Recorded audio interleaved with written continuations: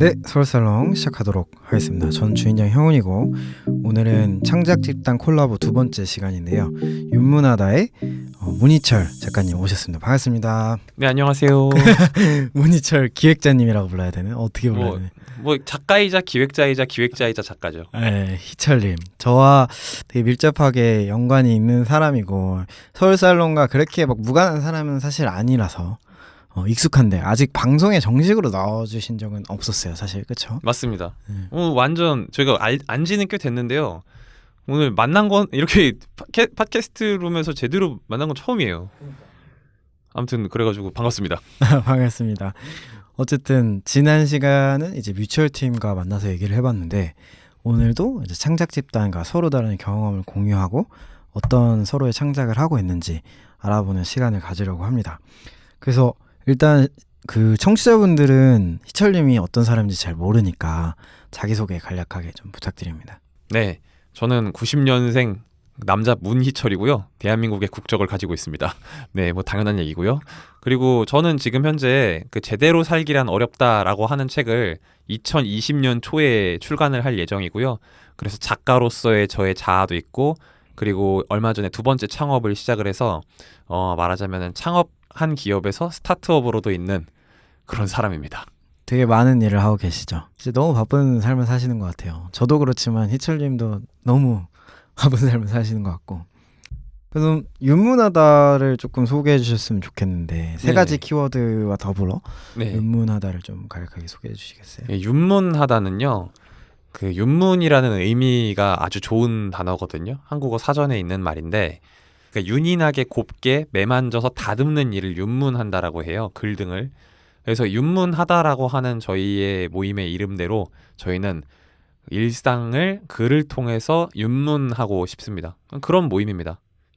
제가 느끼는 윤문하다는 뭔가 글을 쓰는 게 사람들이 어려워하잖아요. 네네. 근데 쓰고 싶은 욕구가 있는 사람들이 또 되게 많은 것 같아요. 맞습니다. 근데 쓰는 방법도 모르겠고 내가 썼는데 이 결과물이 너무 별론 것 같은데 이거를 조금 더 쉽게 생각하게 해주고 얼마든지 이렇게 누구든지 할 수 있다라고 생각하게끔 해주는 모임인 것 같거든요. 맞습니다. 얼마나 하셨나요? 그 기간은? 모임의 성격이? 저희가 2018년 11월 17일부터 첫 모임을 가졌고요. 네. 그리고 시즌 1, 2를 매주 모이다가 그 아마 설날 추석 빼고 거의 다 모였을 거예요. 아무튼 그랬다가 지금은 저희가 새로운 공간에서 약간 그 시즌이라기보다는 새로운 형태의 모임으로 다시 하고 있습니다. 네, 그리고 저희는 형우님께서 말씀하신 대로 글쓰기가 좀 모두에게 즐거움이었으면 좋겠어요. 그래서 아직 내가 무슨 글이야 하는 생각 가지는 분들이 많잖아요. 그래서 아직 글을 쓰기 시작하기 전인 분들, 그분들이 함께 하면 너무나 좋은 모임입니다. 글을 아직 쓰지 않은 사람들이 가장 환영합니다. 모임의 규모는 얼마나 되나요? 보통 몇 명이서 모여서 하는 건가요? 일단 저희는 10명 정도까지를 그 1회 모임의 최대 모임원으로 잡고 있고요. 그리고 원래는 시즌 1, 2에는 토요일 점심 2시부터 했었어요. 3시간 동안. 그래서 그 사당에서 진행을 했었는데 지금 저희가 모임을 목요일 7시로 옮겼거든요. 저녁 7시로. 또 공간도 저기 사당에서 성수로 옮겨가지고 지금은 아직 완전 새로운 분들이니까 5명 정도 오세요. 평균적으로. 근데 이제 점점 좀 늘려나가겠죠. 근데 10명은 넘지 않고 이게 왜냐면 1대1로도 대화가 가능한 정도가 돼야 되니까. 네, 왜냐면 대화도 즐거운 과정인데 사람이 많아지면 어렵잖아요. 주로 어떤 수업이라고 해야 되나요? 어떤 시간을 가졌나요? 윤문하다에서는. 일단 윤문하다에서 시즌 1, 2에는 그 에세이를 담당하는 저와 더불어 전 비문학 관련 부분들을 제가 담당을 했었고요. 그리고 소설 부분들은 윤재성 소설가님께서 도와주셨고, 그리고 시는 그 온라인에서 그 되게 유명하신 분이 있어요. 그 인스타그램에서 정말 많은 글을 쓰시는 안솔티 작가님이 도와주셨었습니다. 그분이 되게 유명하신 분이. 유명하죠. 정말요? 제 생각엔 유명해요. 저는 아직 드보르잡인데 드보르작 좋아하시는 분께 좀 죄송하고 아주 드보잡인데 이분은 자기만의 갖고 있는 매력으로 인스타그램에서 팔로워도 거의 뭐 2만 명 가까이 된단 말이에요. 정말요? 쉬운 게 아니죠. 뭐 그런 걸 하셨으니까 진짜 자기 매력이 강한 분이죠. 대박이네요. 네, 그래서 같이 와서 이분들이 자기 주제에 대해서 이야기를 하고 그리고 해당 주제에 맞춰서 글을 써보는 시간들을 가졌었죠. 그분들이 뭐 내신 책이나 뭐 활동하고 있는 것들 좀 소개해 주실 수 있을까요? 작가님 포함해서요. 일단 뭐 저는 말씀드린 대로 그 제가 제대로 살기란 어렵다라고 하는 에세이가 아닌 이상한 장르 하지만 재밌는 책을 내년에 출간할 예정이고요.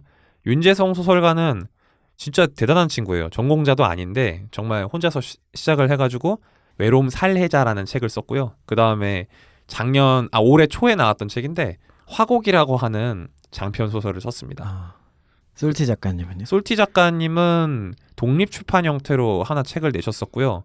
말그레라고 하는 창작 집단을 운영하고 계세요. 그래서 그쪽에 들어가서 보시면은 아마 또 재미가 있을 겁니다. 저는 제대로 살기란 어렵다라는 책을 지금 거의 탈고 단계까지 네네. 썼고요. 예, 방금 전까지 또 편집자님의 메일을 받아서 상당히 지금 쫄려 있는 상태입니다. 아무튼 뭐 그런 상태인데 이 책이 어떤 책이냐면은 우리가 일상과 삶에서 만나는 되게 구체적인 형태의 어려움들 있잖아요. 네. 예를 들면은 뭐 대학 진학의 어려움, 졸업의 어려움, 아니면 뭐 직장 생활의 어려움, 혹은 부모님과 잘 지내기의 어려움, 반려동물을 키우기의 어려움, 사랑의 어려움, 그 외에도 여러 관계의 어려움들, 친구를 만드는 것에 대한 어려움, 그 다음에 우리가 한 명의 사회인으로서 살아가는 여러 가지 어려움들 있잖아요. 그 많은 것들을 다 담아낸 책이에요. 그래서 27가지의 어려움들에 대해서 얘기를 한 책이고요. 아마도 그 책의 내용들은 되게 현실 인식에 대한 얘기를 합니다. 그러나 가르치듯 말하기보다는 좀 있는 그대로의 자기 자신과 그리고 자기 주변과 그리고 우리 사회에서의 여러 문제들 있잖아요. 그런 것들을 약간 아주 약간의 재밌는 통계 자료와 약간의 좀 사회과학적인 내용들을 좀 섞어서 에세이처럼 만든, 말하자면 인문사회와 에세이를 섞어찌개로 만든 재밌는 책이 될 예정입니다. 재밌을 거예요. 2020년 1월에 원래 좀 출간 예정이었는데 약간 제 작업 속도에 따라서 어디까지 제 작업 속도 따라서 2월까지 밀릴 수도 있어요. 아무튼 1월, 2월 중에 출간될 예정이고 일반 서점에서 만나실 수 있습니다. 제대로 살기란 어렵다는 출판사 지금 이 책에서 출간을 하고요. 뭐 내년도에 살 수 있습니다. 1월, 2월에. 그리고 그때 북콘서트도 있을 예정이니까요. 놀러 오시면 되겠습니다. 그러면은 제가 이런 걸 하나 여쭤보고 싶은데 윤문하다는 네. 어떤 사람들에게 적합한 모임인가요? 쓰고 싶은 사람들 있죠. 그러니까 쓰고 싶다라고 하는 게 되게 여러 범주가 있잖아요. 여러 네. 단계가 있고. 예를 들면 내가 좀 일기를 써보거나 진짜 지극히 일상적인 글을 써보고 싶어. 근데 그걸 꾸준히 하기가 좀 자신이 없어. 네. 그리고 또 혼자 하면 어렵잖아요. 근데 이걸 같이 해보고 싶어. 그런 사람들이라면 누구나 적합한데 개인적으로는 좀 그렇게 생각해요. 자기 글을 좀 쓰기 시작하다 막히기 시작한 분들. 네. 근데 그 의지를 혼자서 극복하기 어려운 분들, 그런 분들이 오면 너무너무 좋죠. 지금 그러면은 모임이 한 1년 정도 된 건가요? 그렇죠. 1년 정도 됐죠. 그러면 그분들이 지금 창작 활동을 하고 계시나요? 이게 신기한 게 글을 통한 창작을 하시는 분들도 있어요. 근데 네. 아직은 그 어떤 자기가 작가로서 책을 내신 분은 없는데 그건 쉽지 않죠. 예. 근데 제가 볼 때는 조금 지나면 나올 것 같아요. 느낌이 왔어요. 어떤 느낌이? 예, 약간 그 뭔가 우주의 기분 같은 느낌인데 왜 그거 있잖아요. 형우님도 왜 후배들이나 아니면 이제 막 뭔가 창작을 하려는 사람들, 형우님이 하셨던 분야에서 네. 그걸 하려는 사람들을 보면 얘 나중에 뭐 될 수 있겠다 이런 생각 드는 사람들 있잖아요. 네. 그런 사람들이 글에서도 있다는 거죠. 그런 분들은 뭘 하고 계시나요? 어떤 글을 쓰시길래? 되게 다양한 분야인데 음악을 원래 하셨던 분이 있어요. 네. 자기가 글을 평생 처음 써보는 거래요. 근데 기본적으로 이번에 창작을 하신 분이니까 자기 감성이 있잖아요. 네. 그러다 보니까 이거를 글로도 쓰면은 그 감성이 그대로 드러나는 거예요. 그리고 또 진짜 전혀 창작이랑 상관없는 분들 있잖아요. 평소에 일상적으로 생각해 봤을 때. 예를 들면 뭐 이번에 어떤 경찰관 분도 새로 시작을 하시려고 해요. 네. 근데 이분이 자기 글 꽤 나쁘지 않겠어요. 그래서 제 생각에는 만약에 1년 정도 이렇게 계속 이어갈 수 있다면은 진짜 괜찮게 쓰실 것 같다. 그 외에도 그냥 직장인분들인데 퇴근하고 글을 쓰는 거죠. 근데 혼자 쓰긴 힘들잖아. 근데 같이 쓰는데 점점 좋아져요, 수준이. 네, 그런 점에서 저는 되게 미래가 밝다 이렇게 생각하고 있는 거죠. 곧 다 책 나올 겁니다. 근데 왜 일반 사람들은 글쓰기를 어려워할까요? 제 생각엔 그거였는데 왜 좀 그거잖아요. 좀 우리가 생각하기에 되게 전문직인 분들 있잖아요. 얘도 공부를 되게 많이 해야 되고 진짜 똑똑한 사람들. 이 사람들도 의외로 글 쓰는 걸 되게 두려워해요. 음. 이게 왜 그러냐면은 자, 예를 들면 제가 아는 경찰 아저씨가 있어요. 그분이 적당히 좀 높은 계급인 분이란 말이에요. 그러다 보면은 자기가 보고서를 써야 될 일도 많고 볼 일도 많아요. 근데 이거는 되게 공문서고 아주 뚜렷한 목적이 있는 거잖아요. 엄밀히 말하면 자기의 자아실현은 아닌 거고 자기 이야기는 아닌 글인 거거든요. 근데 이런 분들이 원래 잘 쓸 수 있는 능력들이 이미 내재가 되어 있는데도 불구하고 해보지 않은 거죠. 해보지 않은 시도기 때문에 어렵다라고 생각을 하는 거죠. 그래서 못하는 거죠. 근데 딱 한 번 한순간만 쓰기 시작하면은 되는 거거든요. 그걸 계속해서 부단히 이어가면. 근데 그 자리에 앉을 용기를 내는 게 어려운 거죠. 왜라고 말하냐면 안 해봤기 때문이라고 말할 수밖에 없겠네요. 안 해봤기 때문에 어려워한다. 맞습니다. 많은 분들이 그런 고민을 토로하셨나요? 엄청 많죠. 음. 그러니까 이게 비단 꼭 그 지식 노동자들, 그러니까 어떤 글을 쓰고 말을 하는 직업이 아니더라도 의외로 되게 좋은 글들을 쓰는 분들이 진짜 많거든요. 근데 그게 뭐냐면 각 사람들은 자기 위치와 자기 자리와 혹은 자기 어떤 정체성 있잖아요. 예를 들면 나는 남자다. 혹은 뭐 나는 뭐 어떤 여성이다. 나는 어떤 그 어느 지역에 살고 있다라고 하는 어떻게 보면 되게 뻔한 정체성 안에서 다 다른 걸 보고 있거든요. 그 내용을 말로 하거나 아니면은 단순하게 그 말한 것을 글자로 적으면 그게 글이 되는 거라고 저는 생각을 하거든요. 근데 그게 되게 매력적입니다. 예를 들면 저는 20대 여성이 가지고 있는 고민들을 온전히 알기 어려워요. 그 글은 그 사람만이 더 잘 쓸 수 있는 거죠, 저보다. 자기다움에 주목하면 됩니다. 제 생각은 그렇습니다. 그럼 그분들 처음 글을 쓰기 어려운 분들에게는 네. 그냥 글을 써라라고 그냥 한번 해봐라는 건 너무 막연한 솔루션인 것 같은데 맞아요. 좀 구체적인 솔루션이 있을까요? 저는 일기를 되게 강추해요. 일기. 매우 매우 추천해요. 왜냐하면 일기, 일기라고 하는 게 우리가 잘 보면은 맨날 일상이 반복된다라는 얘기는 하는데 잘 보면 다르거든요. 예를 들면 누구를 만나는 것도 있고 그 다음에 뭘 먹는 것도 있고 되게 비슷한 것 같은데 꽤 달라요. 반대로 이게 뭐가 다르고 같은지를 적으면서 자기도 깨닫게 돼요. 근데 그게 어떤 가능성으로 이어지냐면은 이렇게 되면은 내 일상이 너무 단조롭네? 씀으로써 알게 된 거잖아요. 그럼 새로운 일상을 해보고 싶은 욕구가 생기게 돼요. 그런 점에서 일기를 쓰는 거는 되게 자기 글 실력을 늘리는 데도 좋고요. 네. 실제로 늘어요. 맨날 쓰다 보면은. 일기가 아니면 일지라도 쓰면 좋아요. 한 문장이라도. 아니면은 또 그게 글만 바뀌는 게 아니라 자기 삶도 어느 정도 변하는 방향을 이끌어내는 거죠. 그 점에서 저는 일기를 매우 추천하고요. 그렇게 쓰다 보면은 뭐가 돼도 됩니다. 윤문하다에 대한 소개는 그럼 이 정도로 마무리를 하고 제가 좀 개인적으로 드리고 싶은 질문이 있어요. 네네. 희철님은 일단 SE를 쓰는 사람이고 네. 근데 그게 본업은 아니지만 어쨌든 SE를 쓰고 계시잖아요. 그렇죠. 근데 거기에서는 이제 내러티브가 있어야 되고 그쵸. 스토리가 있어야 되고 결국에는 내가 말하고 싶은 것들이 있잖아요. 맞아요. 근데 그 말하고 싶은 거를 말하기까지 네. 어떤 논리적인 구조가 있거나 아니면 음. 어떤 방법을 사용하시는지 좀 노하우를 알고 싶어요. 설득력 있는 매력적인 글. 일단 그거 같아요. 하고 싶은 말이 있어야 되거든요. 네. 그게 제일 중요하다고 생각하는데 이게 어떻게 보면 쓰거나 말하는 거의 가장 기본이잖아요. 네. 예를 들면은 저한테 갑자기 뭐 한국의 원자력 발전의 어떤 미래에 대해 써라 하면 할 말이 없거든요. 네. 왜냐면 본 게 없고 공부한 바가 없고 느낀 바가 없기 때문에 할 말이 없어요. 물론 뭐 제가 좀 공부하면 또 생각은 달라질 수 있겠지만 근데 마찬가지로 그 우리가 쓸 말이 없거나 할 말이 없는 이유는 거기에 대한 관심이 없기 때문이거든요. 그런가요? 네, 제 생각은 그래요. 예를 들면은 내가 누군가에게 엄청 불쾌한 감정을 느꼈어요. 그러면은 나는 그 불쾌한 감정을 어떻게든 말하고 싶거나 쓰고 싶어지거든요. 예를 들면 아씨 너무 미 같아 이렇게 막 욕입니다 이거 아무튼 미 같아 이렇게 이런 것도 감정인데 근데 문제는 나를 왜 이렇게 막 삐같이 만들었는지 그런 것들을 스스로가 생각해 보게 되잖아요. 네. 근데 그거 자체가 이미 내가 뭘 말하고 싶고 뭘 쓰고 싶은 거예요. 그 원인을 내가 찾아가는 과정 자체가 생각하는 것 자체가. 그러니까 저는 그런 거에 주목하죠. 내가 어떤 감정적인 걸 느꼈거나 뭔가를 보고서 이거 이랬으면 좋겠는데 라고 생각을 하게 되잖아요. 그러면 그게 어떤 글을 쓰게 되는 글감의 탄생이에요. 소재 탄생. 예. 그게 또 아까 말했던 일기에서 비롯되는 거고. 그 다음에 거기에 대해서 입장을 가지려고 노력하는 거죠. 입장. 소재에 대한 내 입장. 네.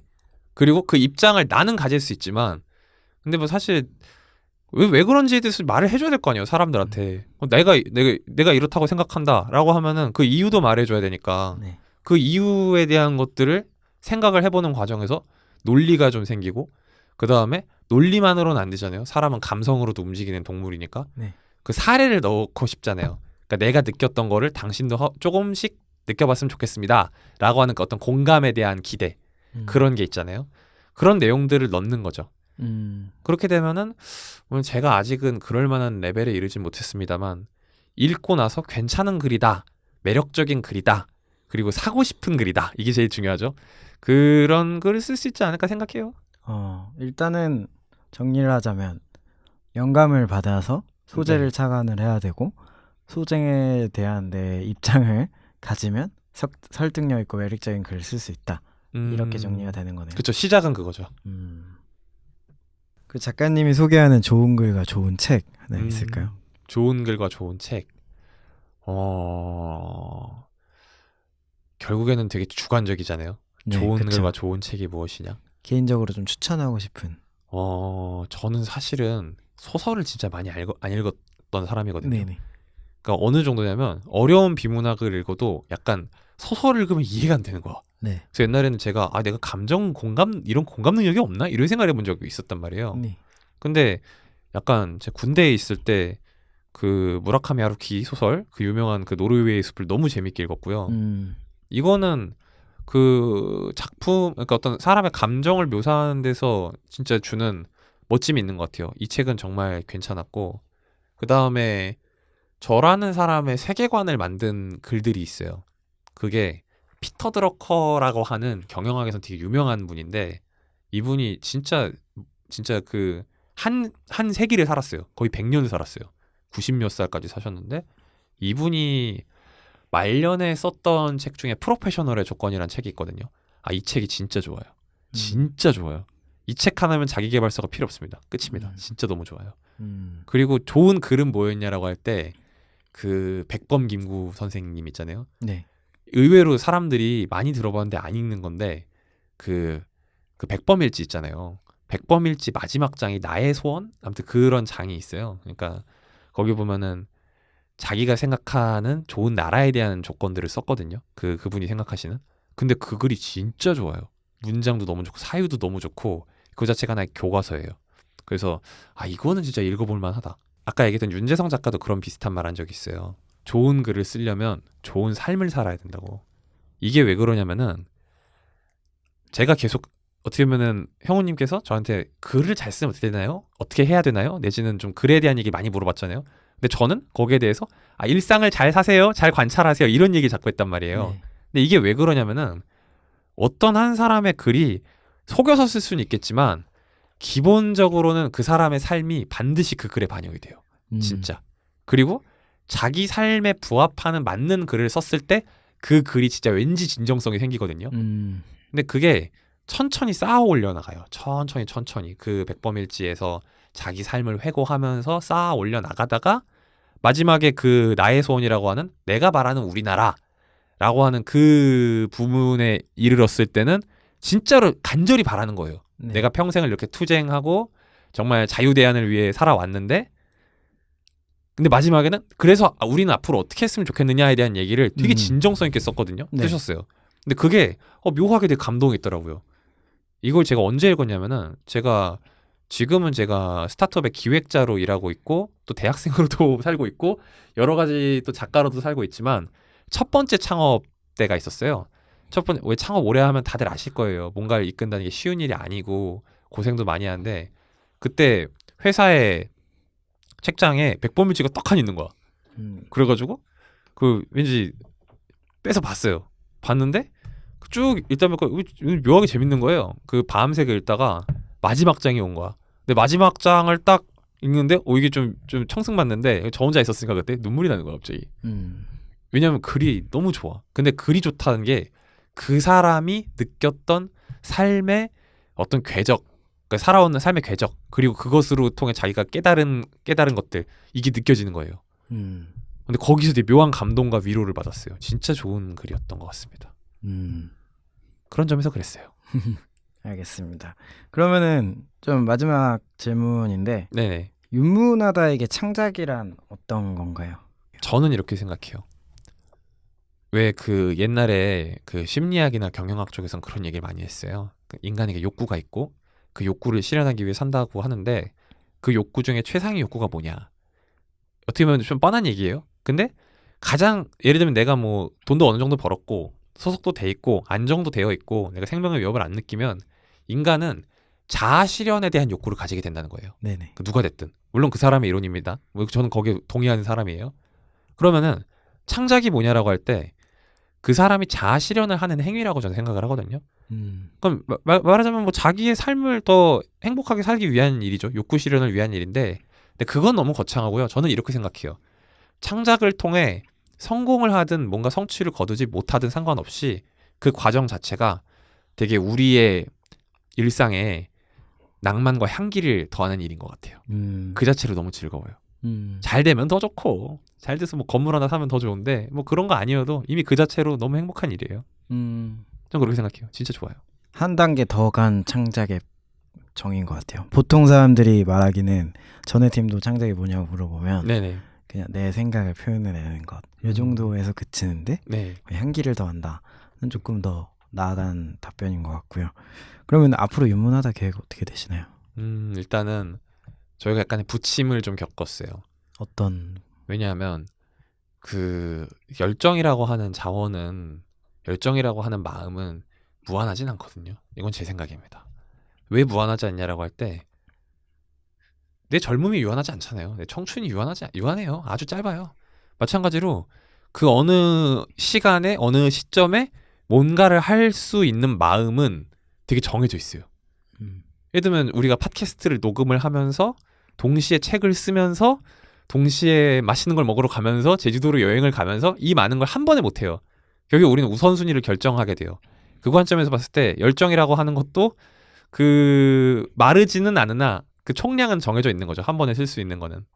그래서 윤문하다가 창작이라고 하는 것을 글을 통한 창작 그리고 글을 통해 일상을 더 즐겁게 하는 일들 이런 걸 하려 하지만 우리는 살면서 현생이 바쁜지라 돈도 벌어야 되고 공부도 해야 되고 많은 우선순위들이 있잖아요.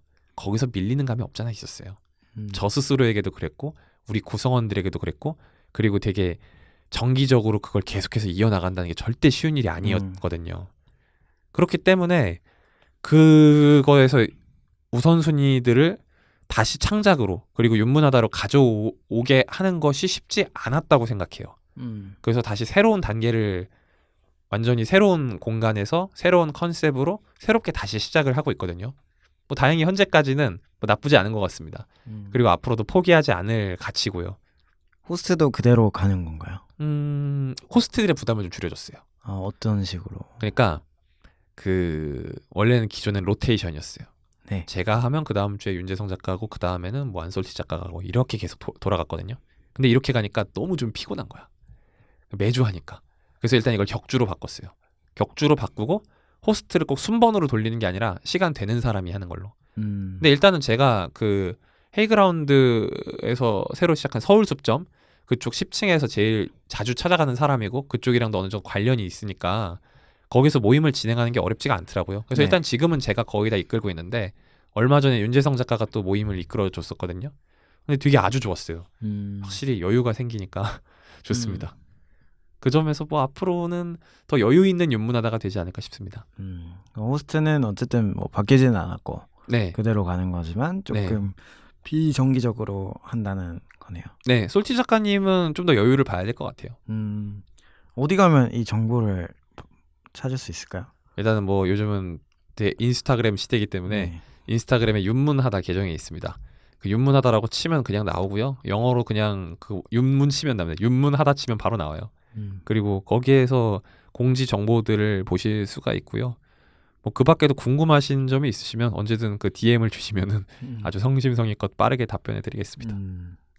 알겠습니다. 네. 뭐 또 더 하고 싶은 얘기가 있을까요? 제가 준비한 11가지 질문은 일단 끝이 났습니다. 너무 속전속결한 것 같은데. 근데 뭐 혼자 하시니까 좀 그럴 수도 있어요. 다른 진짜? 팀은 이제 뭐 예. 여러 명이서 하니까. 아 그렇네요. 네, 분량적으로. 글쎄요 뭐 아무래도 재밌는 얘기들이 무엇일까에 대한 고민을 해보게 되는데, 그러니까 저는 그거 같아요. 그 최근에 제 책을 쓰다가 깨달은 게 있는데, 이 제대로 살기란 어렵다라는 책을 쓰면서 느끼는 바가 진짜 많아요. 네. 과정상으로도 그렇고, 그리고 그 진짜 이건 할 말이 많은데 이렇게 볼 수 있는 거죠. 우리가 글을 쓰다 보면은 어떤 글을 하나의 책으로 완성하고 싶은 욕구가 생기잖아요. 근데 그 책으로 만든다는 과정이 글을 쓰는 거랑 또 다른 재미가 있고 다른 어려움이 있어요. 진짜 정말 머리를 쥐어 뜯고 싶을 정도의 어려움이 있어요. 그러니까 옛날에는 왜 제가 윤재성 작가가 그 책을 2권 냈다 했잖아요. 장편 소설을.